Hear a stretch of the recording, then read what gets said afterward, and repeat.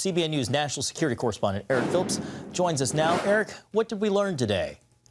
John, Jenna, Ray insisted that his agency did properly communicate in multiple ways any and all threats to U.S. Capitol Police and others, and he said he did it in a timely fashion, including information that groups were, quote, preparing for war.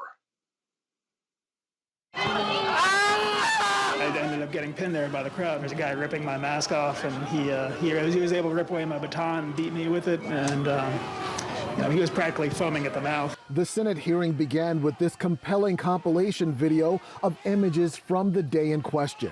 FBI Director Chris Wray then focused on the major issue. The problem of domestic terrorism has been metastasizing across the country for a long time now, and it's not going away anytime soon. Many senators asked why information from the FBI Norfolk field office pointing to plans for the attack and specific congressional threats didn't rise to the level of a threat assessment or get passed along before January 6th.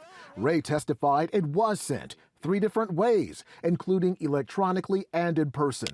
And my understanding was that information was quickly, as in within an hour, disseminated and communicated with our partners, including the U.S. Capitol Police. Wray went on to describe the nearly 300 arrested so far for the Capitol violence and their motivation. Militia violent extremism, some instances of racially motivated violent extremism, specifically advocating for the superiority of the white race. Though this hearing focused on that single event, some say looking at it in a vacuum is a mistake, especially considering weeks of demonstrations last year involving Antifa. One of the most upsetting aspects of the violence this summer has been the targeting of innocent law enforcement officers, just like innocent law enforcement officers were targeted during January 6th.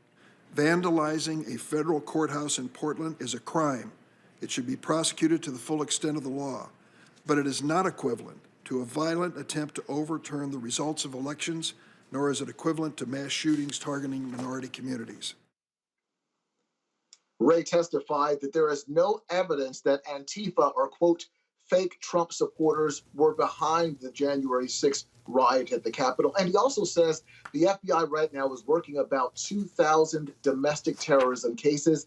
He says that is double the number the agency reported just 4 years ago. John and